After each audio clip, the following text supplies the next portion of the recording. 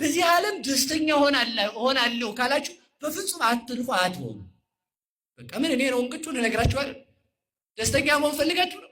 አትልፉ፣ አትሆኑ። ባለስልጣንም ብትሆኑ ሌላ ችግር ይመጣል። ባለሀብትም ብትሆኑ ሌባው ያስቀምጣል። መልከኛም ብትሆኑ ሰው አያስቀምጥም። ጎራዳም ብትሆኑ ሰው አያስቀምጥ። ተመልከቱ፣ መልከጠፍ እያለ ማለት ነው። ይኸው ምንድን ነው የሚሻለው ሲባል በቃ ደስታን ከሰው አለመፈለግ። በፍጹም በዚህ ዓለም ሙሉ ደስታ የለም። ሙሉ ደስታ ያለው እግዚአብሔር ጋር ብቻ ነው። በሉ ሙሉ ደስታ ያለ የት ነው? ሀብት ቢኖር ሰው አስቀምጣ፣ ቤት ቢኖር አሁን ያስተኛል ሰው። ግብር ከፋይል እዚህ ጋር ለልማርንት ይቀርባሉ። እንዳታጣሉ ከትራፊክ ጋር ብዬ ነው እና ስለተፈለገ ትንሽ ሸሻ ይባላል ማለት ነው። የሚያስቀምጥ የለም። በቃ ባለዝና ብትሆኑም ሰው አያስቀምጥ። የተበለጡ ሰዎች ተመልከቱ፣ መከራችሁን ነው የሚያበሏችሁ። በቃ በዚህ ዓለም ከሰው ምንም አንፈልግም። እስኪ በሉ ከሰው በሉ ምንም አንፈልግም። ያ ማለት ሰው አያስፈልገንም አላልኩም። በሞት ያፈርሰውንላችሁ ለማለት የፈለግኩት እኔ ሰው እንዲያከብረን አትፈልግ። በቃ ያውነ አትጨምርም እኮ ተመልከቱ። መኑ ምኔክሙ ተመልከቱ፣ ከናንተ ተመልከቱ።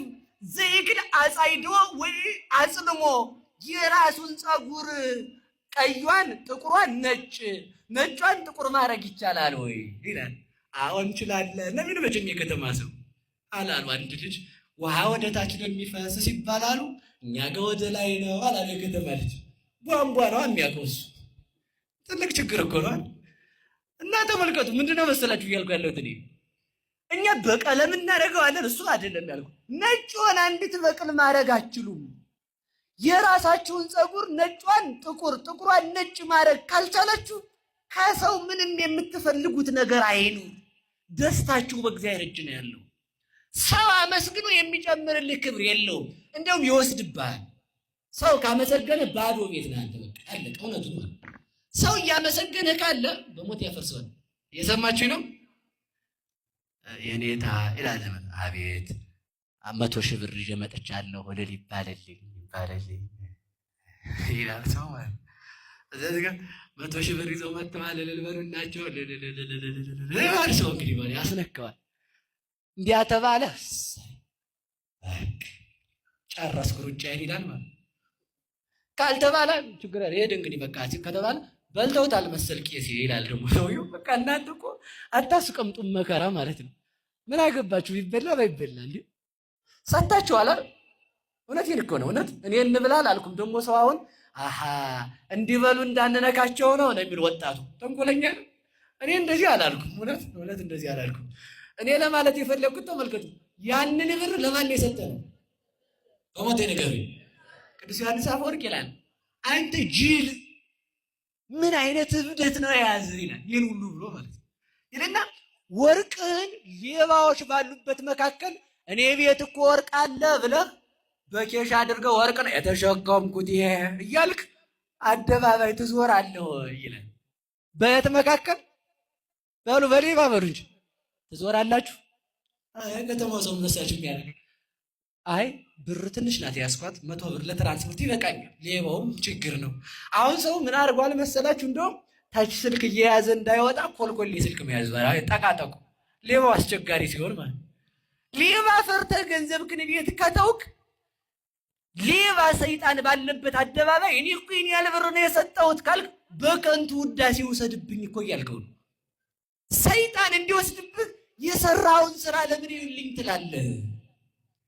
መቼ ይታይ ከተባለ ተመልከቱ፣ ለእግዚአብሔር ለቀው ለእግዚአብሔር ይላል። ተመልከቱ፣ ለእግዚአብሔር አበድረው እግዚአብሔርን ባለዳ አድርገው ሁሉ ይላል። እውነት እስኪ በሉ እግዚአብሔርን በሉ ምን አድርገው ባለዳ አድርገው ስጠውና በቃ አላውቅም። ከዚያ በኋላ አንተ እርሳው።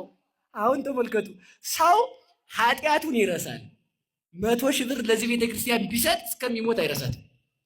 ህይወት ታሪኩ ላይ ተጽፎ እንዲህ ያሉ አባታችን 100 ሺህ ብር ሰጥተው ለእንትና ኧረ ይገርማቸዋል፣ ለገርጅ እንትናም ይገርማቸዋል፣ ደግሞ ለደብረ ሊባኖስም በቃ ይባላል።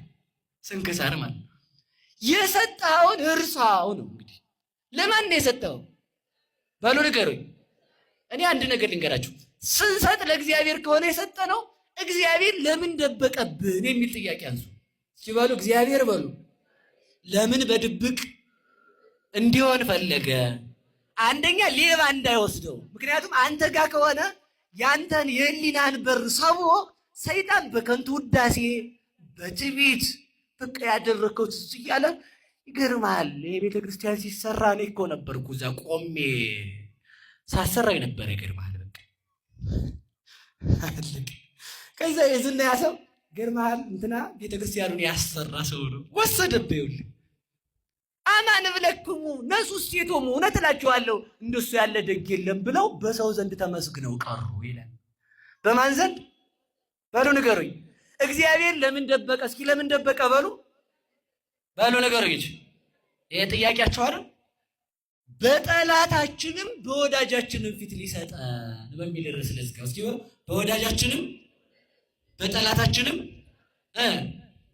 ወዳጃችን እነማን ናቸው?